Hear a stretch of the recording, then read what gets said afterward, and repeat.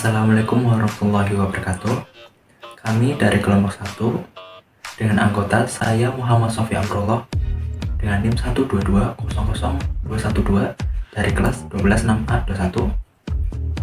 Yang kedua ada Fadilah Lulu Nur Solehah dengan NIM 122001055 dari kelas 126B21. Yang ketiga ada Anu Eridika Ovian dengan NIM 122002223 dari kelas 126A21. Yang keempat ada Pohan Marayana dengan NIM 122000477 dari kelas 126A21. Yang kelima ada Sebastianus Aditya Narendra dengan NIM 122001082 dari kelas 126B21. Dan yang terakhir ada Ovang Ramadan dengan NIM 122000694 dari kelas 126A21. Kami di sini akan menjelaskan materi tentang data forgery. Yang melatar belakangi kami untuk mengambil materi ini karena kemajuan teknologi dan informasi saat ini membuat manusia dapat mengakses internet dengan lebih cepat dan lebih mudah. Teknologi sangat membantu manusia jika digunakan dengan benar. Teknologi juga memegang peranan penting dalam perkembangan informasi saat ini. Salah satunya dapat menghasilkan informasi apakah penyalahgunaan informasi secara diam-diam atau tidak. Tujuan utama perkembangan iptek adalah untuk perubahan kehidupan manusia di masa mendatang lebih baik, lebih mudah, lebih murah, lebih cepat, dan lebih aman. Perkembangan ilmu pengetahuan dan teknologi, khususnya teknologi seperti internet, sangat membantu manusia untuk mencapai tujuan hidupnya dalam waktu singkat, baik secara ilegal maupun legal. Dampak negatif dari perkembangan dunia maya saat ini tidak bisa dihindari oleh masyarakat. Adanya penyalahgunaan teknologi informasi yang merugikan kepentingan pihak lain telah menjadi fakta sosial dalam kehidupan masyarakat modern sekarang ini. Dampaknya tak terelakkan dari kemajuan ilmu pengetahuan dan teknologi negara. Tujuan dan manfaat. Di sini ada 4 tujuan dan manfaat, yaitu yang pertama, memberikan pengetahuan kepada pembaca mengenai kejahatan yang ada di dunia maya. 2. Menjelaskan kasus cybercrime mengenai kejahatan data forgery atau pemalsuan data. 3. Memberikan informasi bagaimana menanggulangi masalah pemalsuan data. Yang keempat, memberikan informasi mengenai undang-undang yang mengatur kasus kejahatan cybercrime. Setelah itu bab 2, landasan dan teori. Teori cybercrime pada data forgery. Cybercrime merupakan suatu kegiatan atau aktivitas kejahatan di dunia maya dengan memanfaatkan jaringan komputer sebagai alat dan jaringan internet sebagai medianya. Secara arti luas, cybercrime adalah semua tindakan ilegal yang dilakukan melalui jaringan komputer dan internet untuk mendapatkan keuntungan dengan merugikan pihak lain. Dan secara arti sempit, cybercrime merupakan sebuah tindakan ilegal yang ditunjukkan untuk menyerang sistem keamanan komputer dan data yang hilang di suatu komputer. Menurut Widodo, pada tahun 2011, pengertian cybercrime adalah semua kegiatan individu atau kelompok yang memakai jaringan komputer sebagai sarana melakukan kejahatan atau menjadikan komputer sebagai sarana kejahatan. Jenis-jenis cybercrime terdiri dari beberapa sebagai berikut. A. Akses ilegal, unauthorized access. B. Menyebarkan konten ilegal, illegal content. C. Hacking dan cracking. D. Pemalsuan data, data forgery. E. Penyalahan kartu kredit, carding. F. Pencurian data, data theft. G. Memata-matai, cyber espionage. H. Cyber squatting. I. Cyber typo squatting. Teori cyber law pada data forgery. Cyber law yaitu hukum yang mengatur aktivitas di dunia maya, kejahatan dunia maya melalui jaringan internet. Rezim hukum cyber law di Indonesia ditandai dengan lahirnya Undang-Undang Nomor 11 tahun 2008 tentang informasi dan transaksi elektronik yang diundang oleh Presiden RI tanggal 21 April 2008. Cyber law adalah aspek hukum yang istilahnya berasal dari cyberspace law, yang ruang lingkupnya meliputi setiap aspek yang berhubungan dengan orang perorangan atau subjek hukum yang menggunakan dan memanfaatkan teknologi internet yang dimulai pada saat mulai online dan memasuki cyberspace atau dunia maya. Sejarah keberadaan cyber law. 1. Sejarah cyber law di dunia. Pada tahun 1980-an, khususnya negara-negara di Eropa dan Amerika Utara mulai melakukan kriminalisasi terhadap perbuatan baru seiring dengan penggunaan teknologi komputer dalam melakukan tindak pidana konvensional. Pada tahun 1990-an, beberapa negara di berbagai belahan dunia sudah mulai mengatur tindak pidana cyber seperti memasuki sistem komputer secara ilegal, merusak data dalam sistem komputer, dan menyebarkan virus. Pelaku tindak pidana cyber mempunyai kemampuan dan kesempatan untuk melakukan tindak pidana dari suatu negara yang akan mengakibatkan kerugian terhadap seseorang di beberapa tempat di negara lain. Berikut lanjutan untuk keberadaan cyber law.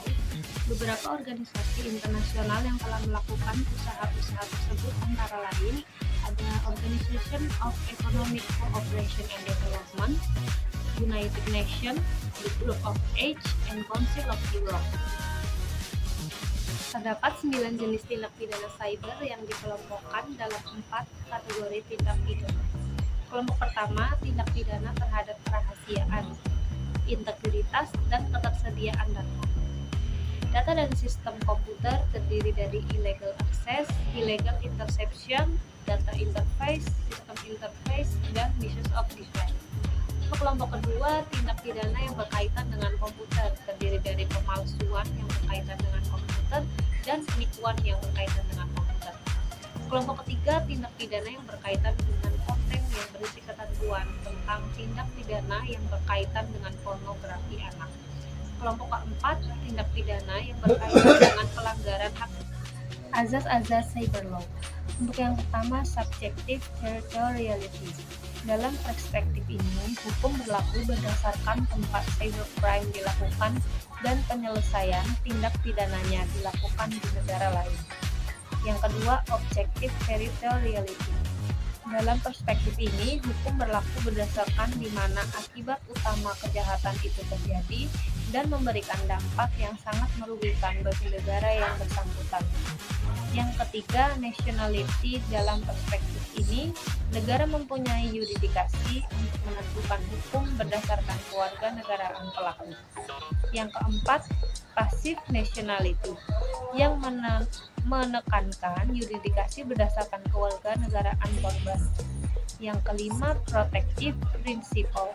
Dalam perspektif ini, hukum didasarkan atas keinginan negara untuk melindungi kepentingan negara dari kejahatan yang dilakukan di luar wilayahnya, yang umumnya digunakan apabila korban adalah negara atau pemerintah. Yang terakhir, ada universality. Asas ini selayaknya memperoleh perhatian khusus terkait dengan penanganan hukum kasus-kasus. Bab 3, pembahasan analisis dan kasus. Definisi data forgery. Data forgery merupakan kejahatan dengan melaksanakan data pada dokumen-dokumen penting yang disimpan melalui internet, lalu membuat data tersebut seolah-olah terjadi salah ketik agar pelaku bisa mendapatkan keuntungan dari kesalahan dokumen tersebut. Kejahatan ini menargetkan dokumen e-commerce sehingga seolah-olah ada salah ketik yang nantinya menentukan pelaku, karena korban akan memasukkan data pribadi seperti nomor kartu kredit dan data pribadi lainnya yang berpotensi disalahgunakan oleh pihak yang tidak bertanggung jawab. Motif data forgery. 1. Pemalsuan website pada salah satu bank swasta di Indonesia dengan motif melayani tampilan website bank yang seolah-olah milik tersebut. 2. Tindakan tersebut dilakukan untuk mengecoh nasabah sehingga pelaku dapat mengambil identitas korban. 3. Transaksi online menggunakan kartu kredit memiliki orang lain dengan motif membelanjakan barang untuk tujuan pribadi. 4. Email phishing dengan motif mengirimkan sebuah email phishing yang bertujuan untuk mencari data-data rahasia dalam akun yang kita miliki. Penyebab data forgery: 1. Faktor politik, 2. Faktor ekonomi, 3. Faktor sosial budaya. Penanggulangan data forgery: 1. Verify your account. Jika verify-nya meminta username, password, dan data lainnya, jangan memberikan reaksi balik. Anda harus selalu ingat password jangan pernah diberikan kepada siapapun. 2. Valid customer. Karena email phishing biasanya targetnya menggunakan random, maka email tersebut bisa menggunakan kata-kata ini, tapi suatu saat mungkin akan menggunakan nama kita langsung. Jadi Anda harus waspada. Umumnya kebocoran nama karena kita aktif di list atau forum komunikasi tertentu. Saya akan membacakan cara mencegah data forgery. Pertama, perlu adanya cyber law, yakni hukum yang khusus menangani kejahatan-kejahatan yang terjadi di internet, karena kejahatan ini berbeda dari kejahatan konvensional. Kedua, perlunya sosialisasi yang lebih intensif kepada masyarakat yang bisa dilakukan oleh lembaga-lembaga khusus. 3. Penyedia web-web yang menyimpan data-data penting diharapkan menggunakan enkripsi untuk meningkatkan keamanan. Terakhir, para pengguna juga diharapkan untuk lebih waspada dan teliti sebelum memasukkan data-datanya di internet, mengingat kejahatan ini sering terjadi karena kurangnya ketelitian pengguna. Bab 4. Penutup. Kesimpulan. Data hasil pemaparan dari semua bab-bab di atas, kita dapat menarik kesimpulan sebagai berikut.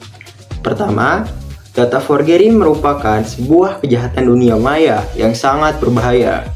Kedua, kejahatan data forgery ini lebih ditunjukkan untuk pemalsuan juga pencurian data-data maupun dokumen-dokumen penting baik di instansi pemerintahan maupun perusahaan swasta. 3. Kejahatan data forgery berpengaruh terhadap keamanan negara dan keamanan negara dalam negeri. Saran: dari hasil pemaparan dari semua bab-bab di atas, kita bisa membuat saran sebagai berikut. 1. Dalam menggunakan e-commerce, kita harus lebih berhati-hati saat login memasukkan password. 2. Verifikasi akun yang kita punya secara hati-hati. Dan yang ketiga, update-lah username dan password Anda secara berkala. Sekian pemaparan dari kelompok kami. Wabillahi taufiq wal hidayah. Wassalamualaikum warahmatullahi wabarakatuh.